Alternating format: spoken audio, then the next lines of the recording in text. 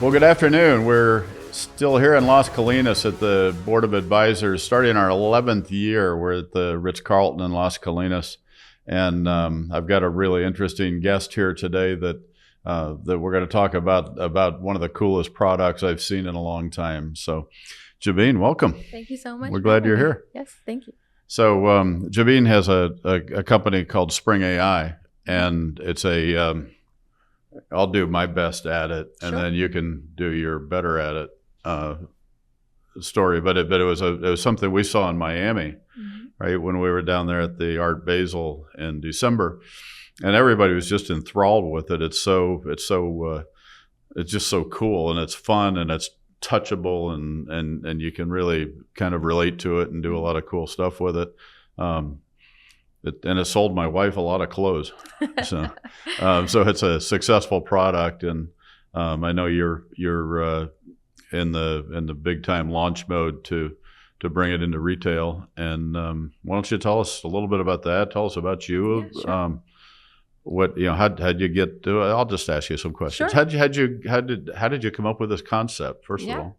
Yeah, so Spring AI, what started out about over 3 years ago as becoming just an AI-driven visualization platform. Me having a background in design, as soon as I saw AI hit the scene in the end of 2019, I saw, this is an opportunity where it was looked at as a novelty and a gimmick and fun and entertaining. But I immediately asked, how can this be applied in the real world? So I instantly did not see anything that was actually meeting that need of how would professional creatives use it, how would brands use it.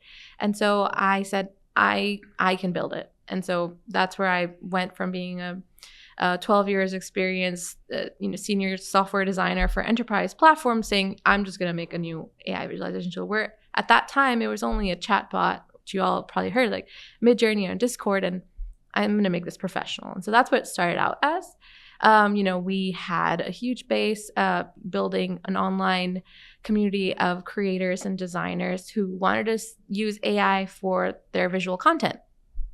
But the problem was, no matter how good AI got over the years, that people look so realistic, products look beautiful, it wasn't actually solving the real problem, which was the buying decision, actually making this converting and making this revenue for the businesses. Besides it just cutting production costs, it was actually just increasing, like the likes because it was a prettier picture, but it wasn't actually converting. And so we saw that this was a physical problem that needed a physical solution. So we launched a new product called Glass, and it is an immersive AI try-on system that instantly allows customers to visualize themselves with products or experiences so that they can have more confidence in buying it and seeing themselves as a part of that brand, besides just the product, but the entire lifestyle. So for example, you're at a store and you don't want to, you see, a mannequin with an outfit, but you don't know how that's going to look on you, or a picture or a hanger, and you don't want to go to the fitting room.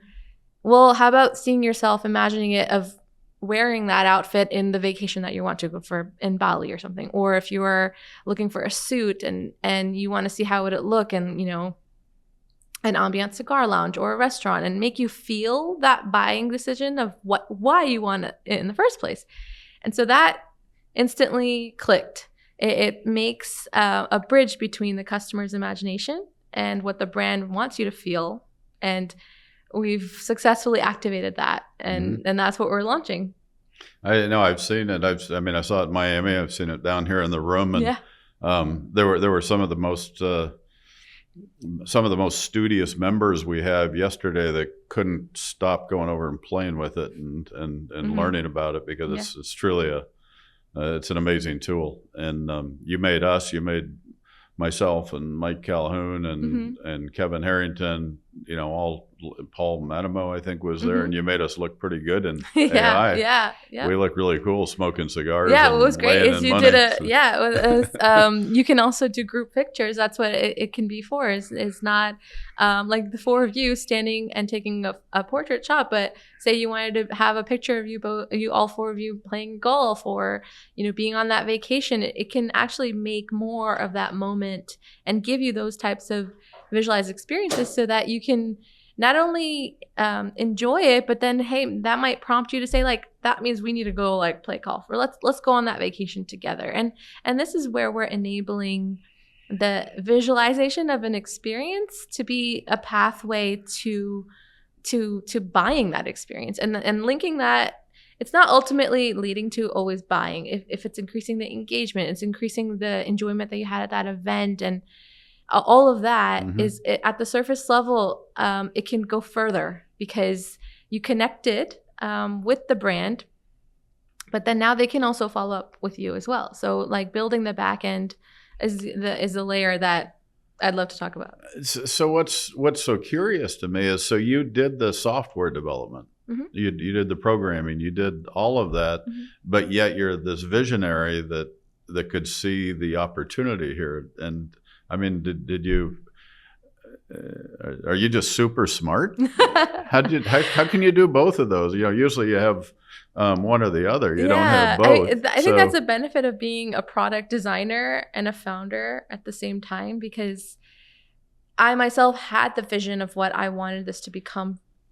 And I'll talk about the journey of how it actually evolved. So yeah, please do. Yeah, because it's such a dramatic product when you see it as it's not even its end point, which I'll talk about is like the full vision of how it can be capable of doing. But what started out as me building this what we called a Spring Studio, which is an online platform similar to Canva and Photoshop, where we were showing that this is a very intuitive but professional editing studio, and you can build images and videos, right? For me to bring that to events, it was really difficult for me to show people. And so I would have a laptop, I would have a TV and demo, here, type any prompt and visualize it. But when I had, for fun, I also created a what I called an AI photo booth, just to have people, here, let's make a professional portrait of yourself. Let's turn you into an astronaut. Let's turn you into an avatar. Just as an entertainment fun thing. Sure. That can just engage the events. That's how it started. For 2.5 years, I was doing that as a supplement to my table at events to promote. But then when I noticed that I can actually integrate products into this and actually turn this into something that can be linked to commerce, that's when it turned into something new. And so my initial test that I did was actually in New York Fashion Week. I connected with someone who had connected me to a very prominent and experienced fashion accelerator designer called Jody Sandman in New York City. And so she, I flew in to meet her. Most of the fashion industry has a strict bias against AI. They think, it is, as most industries are feeling that, it's disrupting. We don't understand it. We don't know how it fits. It's almost disrespecting designers by letting anyone design things. And so there was a lot of bias that I had to, stereotypes that I had to literally fly from Dallas to New York to show her that this is not something that's going to hurt the fashion industry, but it's actually going to help elevate and bring more productivity and efficiency by taking pictures of designers' clothes on a hanger and putting on a model. And that was amazing because that's replacing the expensive photo shoots and things. And then I came up with the idea. It's like, I can show you how these outfits that the designers designed can be put on yourself.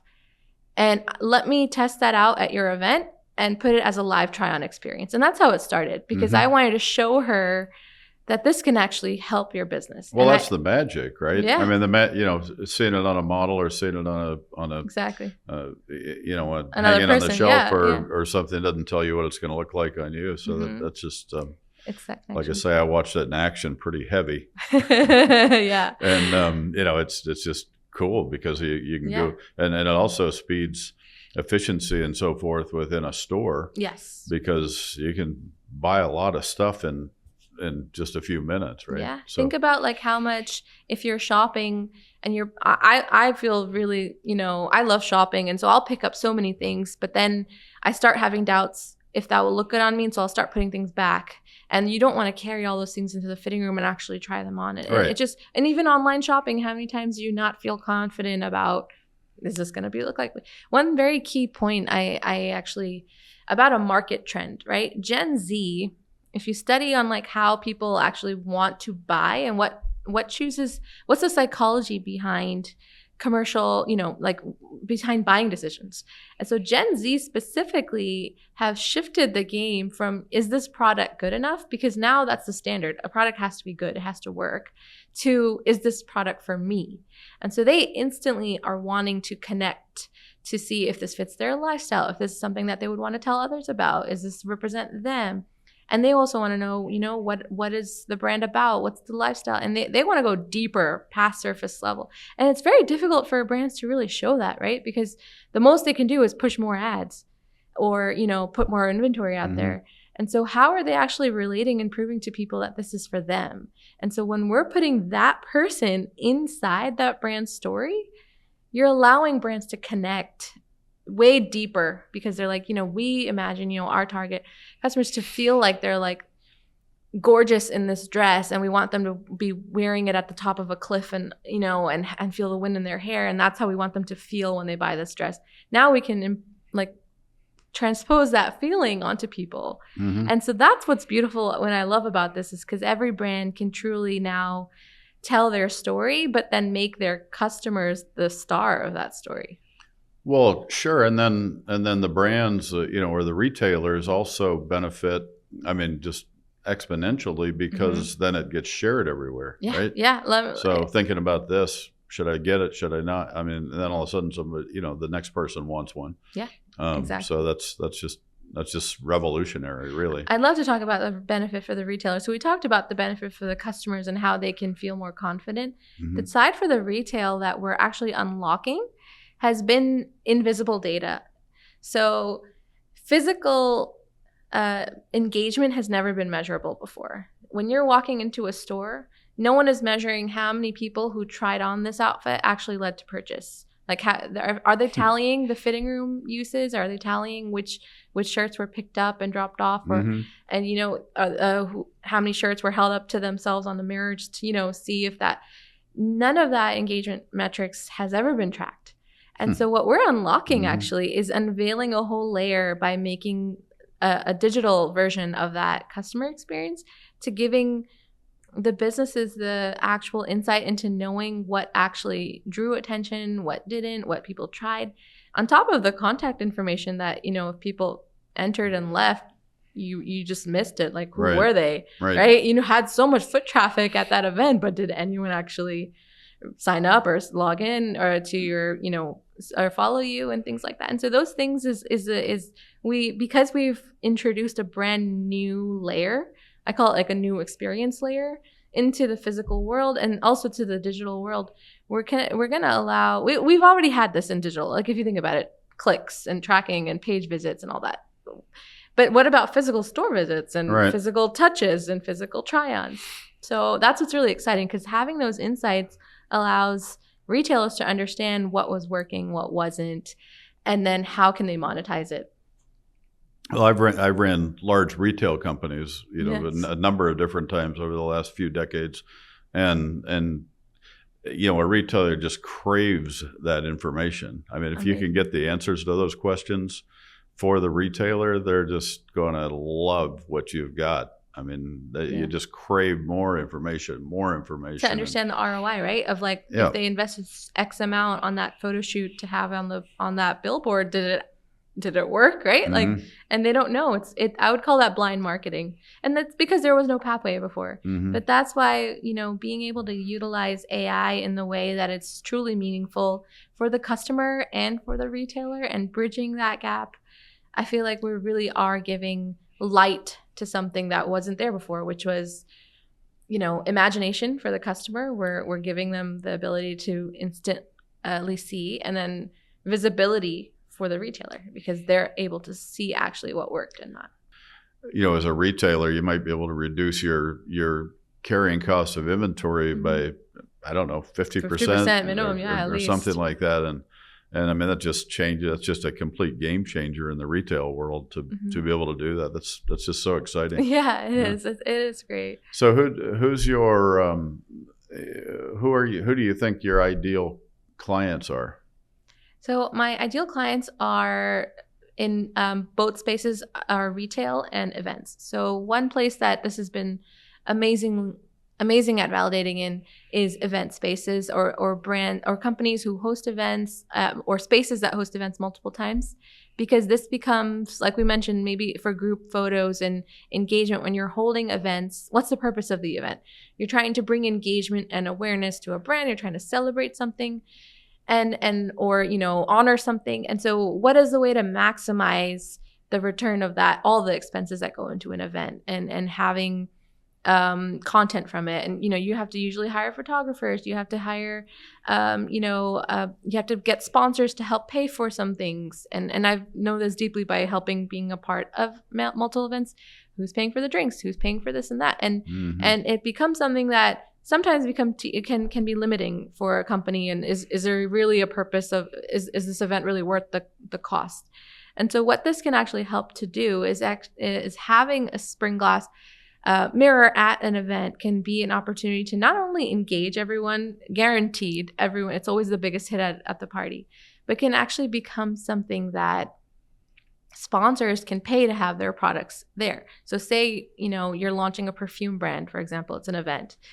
Having people, holding the perfume bottle, but in like the environment of like that scent, or whatever brand it is, if it's a skiing event or just for a resort or a travel agency who's trying to get new clients, show all these vacations. I mean, it becomes a really creative way for you to engage, tell more, and give people the experiences that you're trying to give them, and then also celebrate things that you want. And in the back end, the process, you're actually connecting with them with their contact information or their engagement, or seeing what was like the highest performing, and then also being able to follow up with them afterwards. So it creates more pathways, and it creates a lot of opportunities to both sell and have sponsors pay to be on the mirror. So it's very fruitful in the event space. And then the last, our second major industry that we're hitting is just in general retail, for being able to have it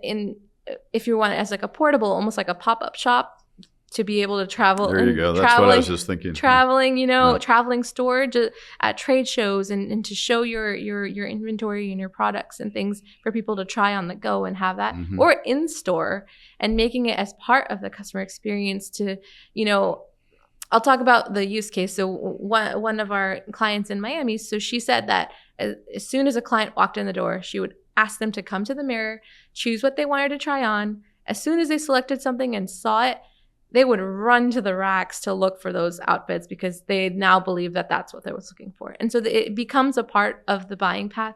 It helps really, make it immersive and modern and engaging, and from luxury retail to apparel, jewelry, accessories, even like if you're selling sporting outfits, and all of there's so much potential in any single merchandising category that can be utilized for this, where you want customers to feel like they should own that product. Right. Well, and think as a longtime retailer, the two biggest costs you have. Well, the three biggest costs are payroll, which this can certainly save payroll, because you don't have 6 associates, you have 1 or 2, and they're using the machinery.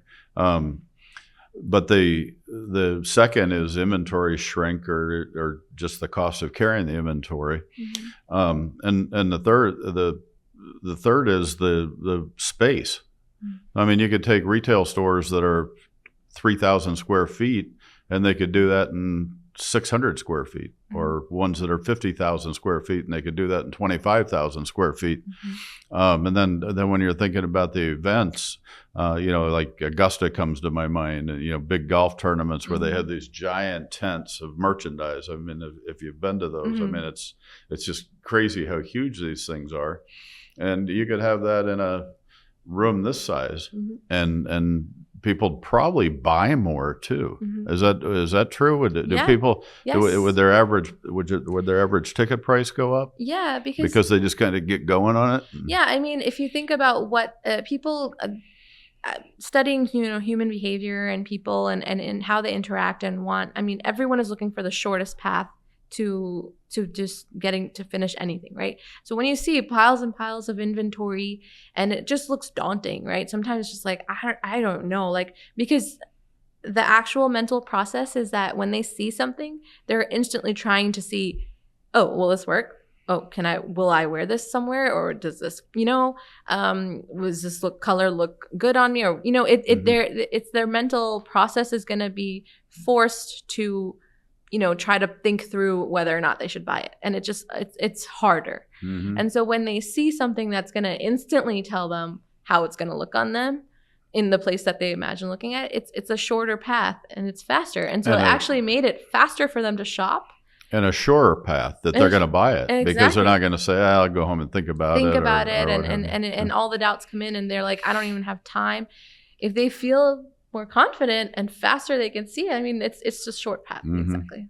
Well, that's just so exciting. Yeah. I mean, it's dear to my heart I'm so from excited an to old hear retailer it to see. That's my validation here, to hear that you have been experiencing this retail for so long and you've seen the pain that all these retailers have that has been unsolvable, I would say. There's no solution for it until now. And so, and I know you're meeting Andrew Pierce here in a day or two, and he's got as much experience as I do in retail, and so you guys are just going to have a blast. I'm excited for that, and I'm honored to have you supporting this and seeing that this is valuable, because that just gives me so much validation that you as a leader in retail can actually can speak for and say that this is something, and that means so much to me. So thank you. Well, and the board of advisors is, that's what's always been fascinating about retail, really, is or events or whatever it is it's so tangible, it's so touchable, it's still, everybody understands it to a certain extent, and most people are frustrated with it at the same time. And so, you've got a whole bunch of really smart members down here that are going to be looking at your product and figuring out how to get it to market bigger and faster. And I'm so grateful for being part of Board of Advisors, because it's really opened up that network for me of the people who, if not are the decision makers, know who those are and can open those doors, because this is something that is going to move fast. I mean, it's an accelerator. It needs, and I wanted to, be in a place where I can meet the people that can help me get there fast, so that I can show this impact, because I honestly feel for the retailers and the customers both. And I feel like it's a blessing for me to be able to solve something that has actually been a pain point. And so having the ability to scale that faster, I mean, I thank Board of Advisors for that opportunity, because it has really been, an amazing experience being here. There's a big group out down there that knows how to scale and knows how to do it fast. So definitely. Learning from the best. I'm thrilled you're here, and you're one of our newest members. Yes. So then you add value to the Board of Advisors, and you get it back, and exactly, it's just perfect. So it's great to hear your story. Congratulations. Thank you so much. It's just truly revolutionary what you're doing. So wish you all the luck in the world, and we're going to help all we can, and I think it'll be wildly successful. Yes, and in turn, I hope to provide as much value to the Board of Advisors as well, and be a source of support or mentorship as well. So thank you.